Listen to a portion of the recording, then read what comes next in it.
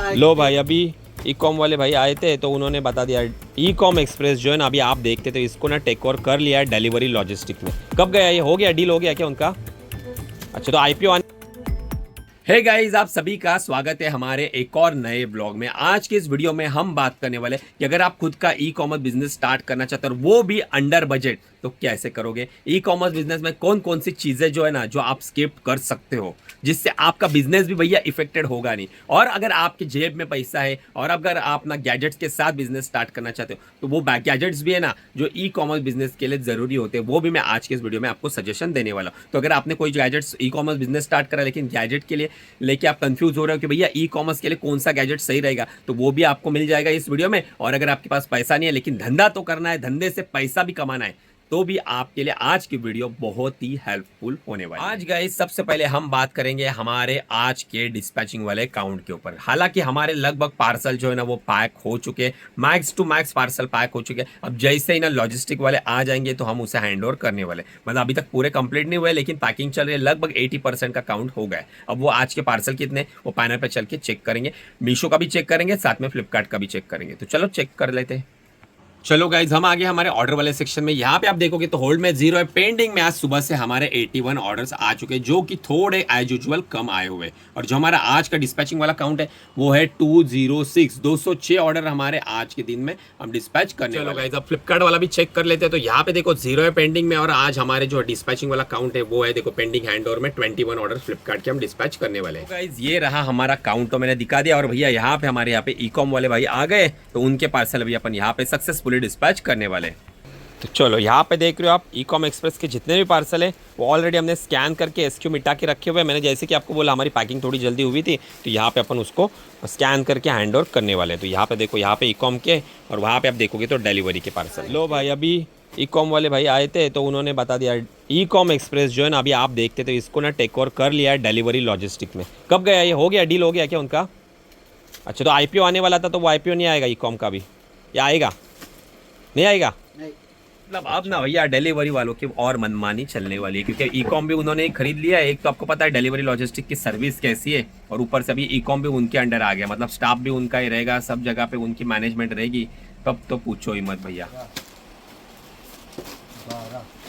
इसी के साथ गाइज हमारे आज के सभी पार्सल जो है ना भैया सक्सेसफुली डिस्पैच हो गए। अभी आप सोचोगे कि भैया आपने तो सिर्फ ई कॉम के दिखाए, एक्सप्रेस भी के नहीं दिखाए, डिलीवरी वाले के नहीं दिखाए। तो जब भी ना डिलीवरी वाला आया था, एक्सप्रेस भी वाला आया था, तभी मैं अवेलेबल नहीं था, क्योंकि बाहर के भी आज काम थे, मतलब घर पे भी मेरे को 2 बार गया था मैं, और आज पापा का बर्थडे भी था। तो अभी ना शाम के समय पे घर पे ही गया था थोड़ा जल्दी, तो वहाँ पे छोटा सा मतलब ना पापा का बर्थडे सेलिब्रेशन किया। और अभी जिनको पता नहीं है तो उनको पता है, तो पापा मेरे घर पे ही रहते यूजुअली, क्योंकि ना बहुत समय हो गया, लगभग ना मेरे ख्याल से 7-8 साल हो गए उनको पैरालाइज का अटैक आया था। तब से भैया वो घर पे ही है, मतलब घर के घर चलते हैं, वहाँ पे खाते पीते बैठते, तो वो अभी दुकान में या बाहर कभी आते ही नहीं, क्योंकि उनको चलने में दिक्कत हो जाती है।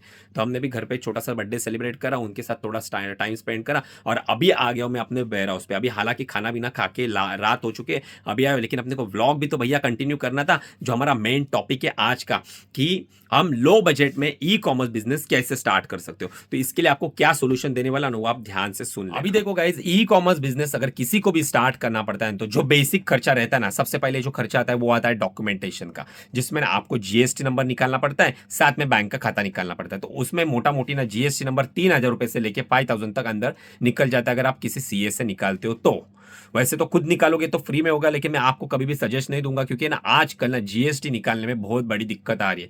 तो आप अगर ना किसी वेल नॉन फर्म से निकालोगे या कोई बड़े सीए से निकालोगे ना, तो वो उनकी कैसे जान पहचान रहती है, छोटी बड़ी अगर कोई दिक्कत आ गई ना तो वो सेटल भी करवा के देते हैं। बाकी आपके पेपर तो एटलीस्ट ना क्लियर होने चाहिए, जो मैंडेटरी पेपर है ना वो होने चाहिए, इसलिए आप उनके थ्रू निकालोगे तो थोड़े पैसे जाएंगे, लेकिन जल्द से जल्द आपका जीएसटी नंबर आएगा। तो मोटा मोटी आप पकड़ो 3 से 5 हजार रुपये सीए में जाएगा, और जो बैंक खाता लगेगा आपको, वो लगेगा आपको बिजनेस अकाउंट लगेगा, जो कि करंट अकाउंट होता है। वो यूजुअली ना 5000 से लेके 10,000 के अंदर निकलता है, वो वेरी करता है आप कौन से बैंक में खोलते हो। कोई कोई बैंक आपको 5000 में भी करंट अकाउंट ऑफर करती है, कोई 10,000 में भी करते हो। जो पैसा भेजोगे ना, जो 10,000 रुपये खाता खोलने के लिए दोगे ना, वो सब पैसा ना आपके खाते में क्रेडिट भी होता है। तो ऐसा नहीं कि कहीं पे वो ब्लॉक हो चुका है तो फिर आप उसे यूटिलाइज कर नहीं सकते, वो तुरंत आपको ना एटीएम कार्ड में आपको उसको मिलता है, क्रेडिट मिलती है। तो आप 10,000 आपने जमा किया है तो 10,000 आपको मिलेगा। खाली उसका लिमिट रहता है कि अगर 10,000 मिनिमम बैलेंस रहेगा ना, तो उतने आप ट्रांजेक्शन करोगे ना, तो उसमें आपको 10,000 डालने पड़ेंगे। निकालो डालो, निकालो डालो, एक बार ट्रांजेक्शन हो गए तो कोई दिक्कत नहीं है।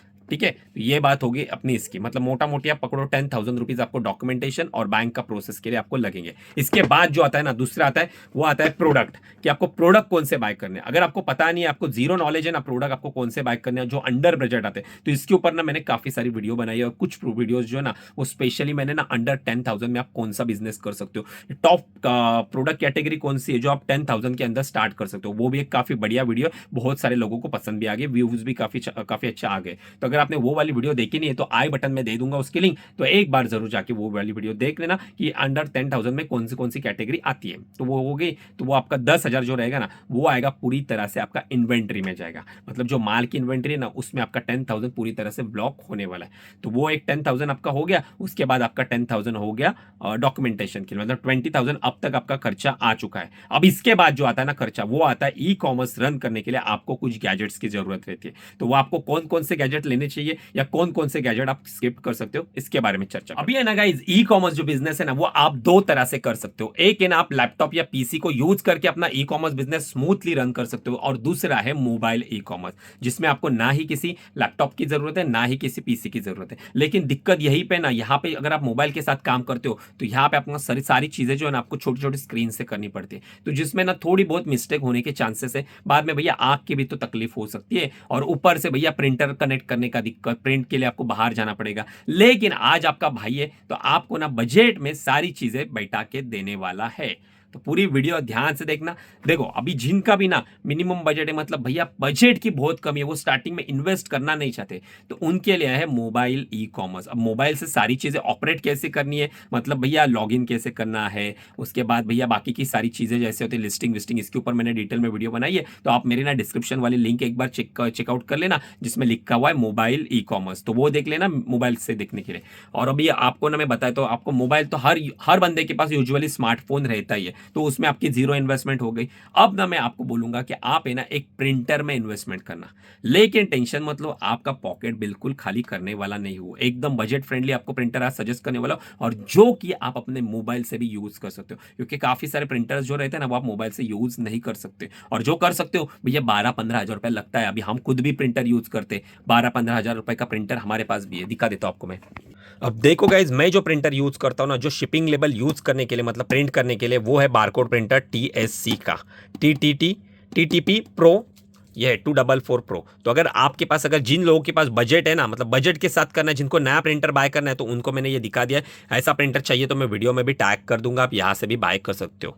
और साथ में और एक हम प्रिंटर यूज करते हैं, देखो जो कि है हमारा इप्सन का प्रिंटर है L3150। अभी हालांकि इसका नया मॉडल आ चुका है, तो वो भी आपको मैं वीडियो में टैग कर दूंगा, या फिर डिस्क्रिप्शन बॉक्स में मिल जाएगा वो प्रिंटर। तो अगर आपका बजट रहेगा तो ये लगभग ना 12-13-14 हज़ार रुपये का प्रिंटर आता है, तो ये भी बाय कर सकते हो।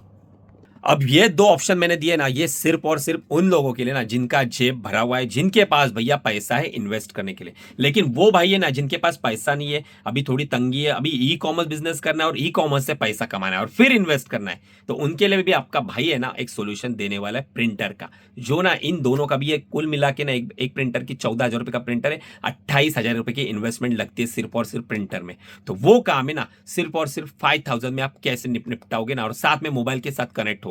वो कौन सा है देख लो। देखो गाइज, ये है कैनन का पिक्समा। ये प्रिंटर है ना भैया अंडर बजट है, सिर्फ और सिर्फ यहाँ पे ऑफर भी चल रहा है अभी 4,999, मतलब 5,000 में मल्टी फंक्शन प्रिंटर है, साथ में वाईफाई का आपको सपोर्ट मिलने वाला है। इसका मतलब ना आप मोबाइल से भी इसके ऊपर प्रिंट दे सकते हो। साथ में कलर प्रिंटर है, A4 साइज का जो पेपर है ना इसमें यूज होने वाला है। इसमें से आप शिपिंग लेबल भी निकाल सकते हो, साथ में इसमें से आप मैनिफेस्ट जो रहता है ना, जितने भी आपके यहाँ से पिकअप करेंगे उसके ऊपर आपको ना सिग्नेचर लेना पड़ता है पिकअप बॉय का, वो भी एक ही प्रिंटर से काम होने वाला है। तो गाइज ये वाला प्रिंटर है ना मैंने अपनी वीडियो में टैग करा हुआ है, अगर आपको चाहिए ना भैया ई कॉमर्स बिजनेस स्टार्ट करना है तो ये वाला प्रिंटर जरूर लेना, आपका अंडर बजट में काम हो जाएगा। मतलब एक ही प्रिंटर से आपकी शिपिंग लेवल भी निकलेंगे, मैनिफेस्ट भी निकलेंगे। काफी बढ़िया प्रिंटर है और कैनन कंपनी का है, मतलब लोकल भी नहीं है, तो आप यूज कर सकते हो। रेटिंग रिव्यू भी काफी अच्छे इस प्रिंटर। तो अगर गाइज ना हम टोटल अमाउंट का अब तक जोड़े ना, जैसे हमने बोला डॉक्यूमेंटेशन के मतलब GST बैंक खाता 10,000 हो गया, उसके बाद इन्वेंट्री आपको मैनेज करनी पड़ेगी, जो प्रोडक्ट में तो इन्वेस्ट करना पड़ेगा, उसके लिए तो आपको मिनिमम 10,000 का फंड साइड में रखना पड़ेगा। तो वो 20,000 हो गए, ऊपर से ये प्रिंटर आ गया, 25,000 अब तक अपने हो गए। अब आगे का क्या खर्चा है क्या नहीं वो भी मैं बताता हूँ। देखो अगर आप स्पेशली मीशो के ऊपर काम करते हो ना, तो मीशो के ऊपर काम करने के लिए आपको लगता है देखो ये क्यूआर कोड स्कैनर, तो अगर आपका बजट रहेगा तो भैया लगभग 1600-1700 रुपए का है। अपने डिस्क्रिप्शन में मैंने ये प्रोडक्ट को भी टैग करा, अगर बजट रहेगा तो लो, अगर बजट नहीं रहेगा ना तो भी लेने की जरूरत नहीं है। आप मोबाइल से भी ना क्यूआर कोड स्कैन कर सकते हो मीशो के। सिंपली आपको मीशो की ऐप है ना, सेलर ऐप, वो ओपन कर डाउनलोड करनी है और फिर आपका ना जो क्रेडेंशियल रहेगा ना उसके थ्रू आपको लॉगिन करना है। जैसे आप लॉगिन करोगे तो होम पेज पे आपको ऑप्शन आ जाएगा स्कैन बारकोड पैकेजिंग, उस पर क्लिक करोगे तो सीधा मोबाइल के कैमरे से आप प्रोडक्ट को स्कैन करके लिंक भी कर सकते हो। हालांकि एक ही है उसमें कि उसमें टाइम जो है ना वो थोड़ा ज्यादा लगता है, अगर इससे करोगे तो इसमें धड़ाधड़ होता है। और ये वाला जो है ना ये मेरे पास है, ये तो मोबाइल को भी कनेक्ट होता है। तो आप मैंने डिस्क्रिप्शन बॉक्स में दिया है, अगर जिनके पास पीसी रहेगा वही बाय करना, बाकी मोबाइल वाले क्यूआर कोड स्कैनर को बाय मत करना। इसके बाद जो फाइनल जो खर्चा आता है ना आपका ई कॉमर्स बिजनेस के लिए, वो आता है पैकेजिंग। अगर आपको पैकेजिंग बाय करनी है ना तो उसके लिए भी ज्यादा बड़ा खर्चा नहीं आएगा, मिनिमम 1000 रुपीज आपको उसके लिए अलग से रखने पड़ेंगे।